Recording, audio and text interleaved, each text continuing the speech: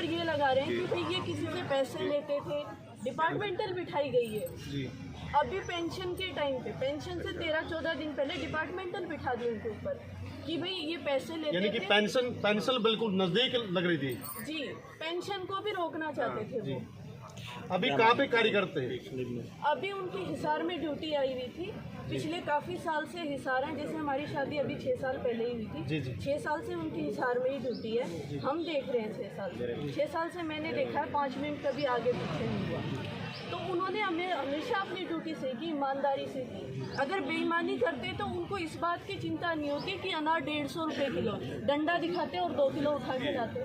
जी जी, कभी किसी चीज़ का रेट नहीं पूछते हो, ईमानदारी दिखाई, फिर भी उसकी सज़ा मिली, फिर भी उनके ऊपर डिपार्टमेंटल बिठाई, झूठे झूठे एलिगेशंस लगाए कि भाई ये पहले रेड मारने से पहले भी उनको भगा देता है, ये वो कर देता है। उन्होंने बहुत सारे झूठे झूठे इल्ज़ाम लगाए, मैंने हर पेपर पढ़ा है, हर पेपर दिखाया है।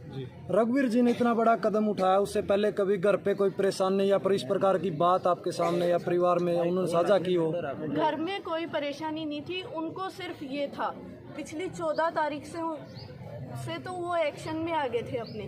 पिछली 14 तारीख को भी उन्होंने, जब पापा ने वो एक नरवाना से एप्लीकेशन डलवाई थी कि भाई आपके डिपार्टमेंट में ये हो रहा है, वो अभी यहीं पे खड़े, उनके पास था भी वो पेपर, आपको दिखा रहे थे। उन्होंने दिखाए, सब पेपर दिखाए, वो डाली थी, वो डलवाई थी उन्होंने। जैसे मेरे मौसी है, मेरी सास की बहन, उनका लड़का नरवाना में जॉब करता है, उससे कहा कि बेटा तू डाल के आ जा, उसने डाल दिया।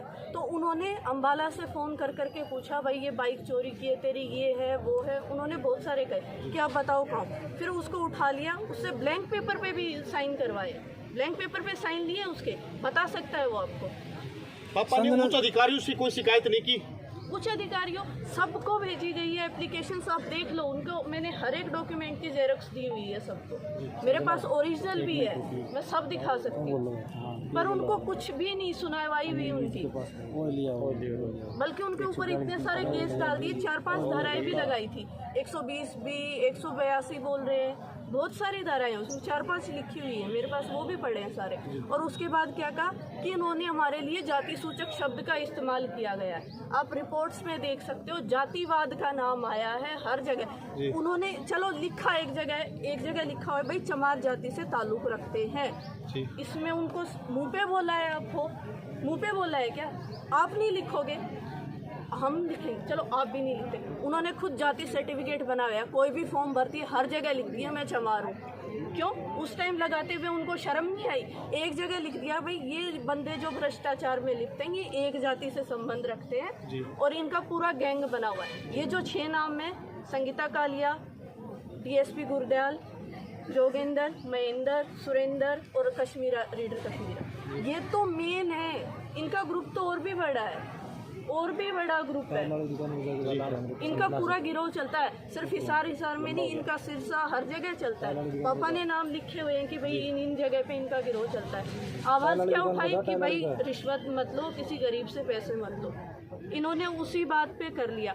अभी जैसे पिछले साल जून जुलाई की बात है, राखी के टाइम, राखी वाले दिन तो मेरे पापा चंडीगढ़ चले ही गए थे पोस्टिंग के, उससे पहले सवाल उठाए, उन्होंने खुन्नस ले ली, डिपार्टमेंटल बिठाई, ट्रांसफ़र चंडीगढ़ कर दिया। वो पापा ने बात बूत की कि भाई मैं इस एज में हूँ और मेरा इतनी दूर रहना ठीक नहीं है, वैसे भी मेरे रिटायरमेंट के 6 महीने ही बचे हैं बस सिर्फ, क्योंकि 12 अगस्त को गए हैं पापा वहाँ, 31 जनवरी को रिटायरमेंट होनी थी, पर किसी सुनी उन्होंने, चलो किसी ने सुनी, कोई भला, उन्होंने कहा ठीक है चलो भाई आप यहाँ जाओ। यहाँ आने के बाद 4-5 दिन ड्यूटी गए तो उन्होंने कुछ ना कुछ तो किया ही है। उसके बाद पापा ने छुट्टी ले ली कि मैं 30 जनवरी को ही ड्यूटी पे जाऊँगा। तो छुट्टी में ये बताओ वो क्या कर सकते थे? वो तो ट्रांसफ़र के टाइम उनका मुद्दा डिपार्टमेंटल वाला हो गया होगा जी। तो फिर से जनवरी में डिपार्टमेंटल बिठाने के लिए उनको मुद्दा क्या था? उन्होंने फिर से यही लगाया कि भाई रेड मारते हैं, ये बता देता है। अगर जो बंदा 4 महीने से छुट्टी पे है उसको क्या पता तुम रेड मारने कहाँ जाते हो, क्या नहीं पता है उसको? और ये रिकॉर्ड दिखाओ ना, आपने 4 महीने में कहाँ रेड मारी है, जी जी बताओ आप। जैसे वो बोल रहे हैं कि इन्होंने जाति सूचक शब्द लिखा है, SC ST लगा दी। पापा मानते हैं, चलो मैंने एक जगह लिख दिया भाई इस जाति से ताल्लुक़ रखते हैं, कह रहे हैं मैंने मुझे लिखना नहीं चाहिए था, मेरी गलती है, जाति नहीं बतानी चाहिए थी। मेरे से यही बात की, बिटिया मेरी सिर्फ ये गलती थी, मैंने ये लिखा। आप बताओगे नहीं किसी की जाति, बताते नहीं हो क्या आप कहीं नहीं लिखते हो, आप ऐसे ऐसे न्यूज़ पेपर्स में लिखते हो भाई इस जाति से ताल्लुक। ऐसे तो उन्होंने भी पापा के ऊपर जो डिपार्टमेंटल के लिए नोटिस आया वो उसमें लिखा हुआ है कि सासी जाति से संबंध रखते हैं। फिर तो एक केस उनके ऊपर भी बनता है, जिसने वो रिपोर्ट बनाई है उसके ऊपर भी बनता है, उसके ऊपर क्यों नहीं लगा रहे? क्यों? क्योंकि वो एसपी कालिया की मंडली से। क्यों? अपनी मंडली को बचाती रहेगी और बाकी सब मरते रहो। अरे एक सड़क पे कुत्ता मर जाता है, 4 गाली दे के जाते हैं, पता नहीं कौन कमीना था कुचल के चला गया। मेरे पापा 50 घंटे से पड़े, इतने टुकड़े हो रहे थे, इतने देख के आई हूँ जाके, उनकी कोई कदर नहीं है। क्यों? संजना जी, आप क्या कहना चाहोगे? एक ईमानदार व्यक्ति ने अपनी जान गंवानी पड़ा है, मतलब अपनी आवाज उठाने के लिए, अपनी ईमानदारी को सिद्ध करने के लिए इससे ज्यादा बड़ा सबूत कोई आदमी नहीं दे सकता कि उन्होंने अपनी जान गंवा दी। ये बातें सुन के कि उन्होंने कितनी आवाज़ उठाई और अब भी ये जानना पड़ रहा है कि उनकी एफआईआर तक नहीं की जा रही है।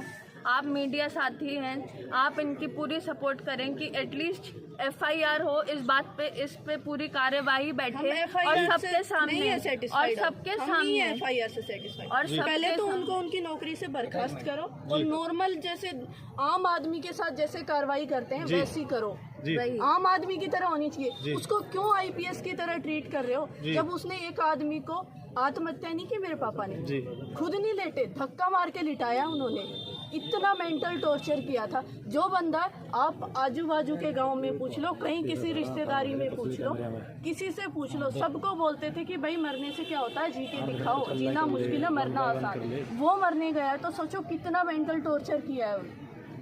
मुझे नहीं लगता वो मेंटल टॉर्चर से गए होंगे, मुझे लगता है कि वो अपनी सच्चाई सिद्ध करने के लिए गए हैं। वो मैं भी यही कह रही हूँ, एफआईआर होनी चाहिए, प्रॉपर कार्यवाही होनी चाहिए और उनको उसी तरीके का दंड मिलना चाहिए जिस तरीके का वो डिजर्व करते हैं। एक इंसान की सच्चाई इससे ज़्यादा सिद्ध नहीं हो सकती, ईमानदारी इससे ज़्यादा सिद्ध नहीं हो सकती कि उसने अपनी जान गंवा दी इस तरीके से कि आज उसके परिवार को उसके लिए इतना लड़ना पड़ रहा है, संघर्ष करना पड़ रहा है। हम सबको इस चीज़ के लिए आवाज़ उठानी चाहिए और प्रॉपर कार्यवाही होनी चाहिए, कोई स्पेशल ट्रीटमेंट के बिना। Thank you ji.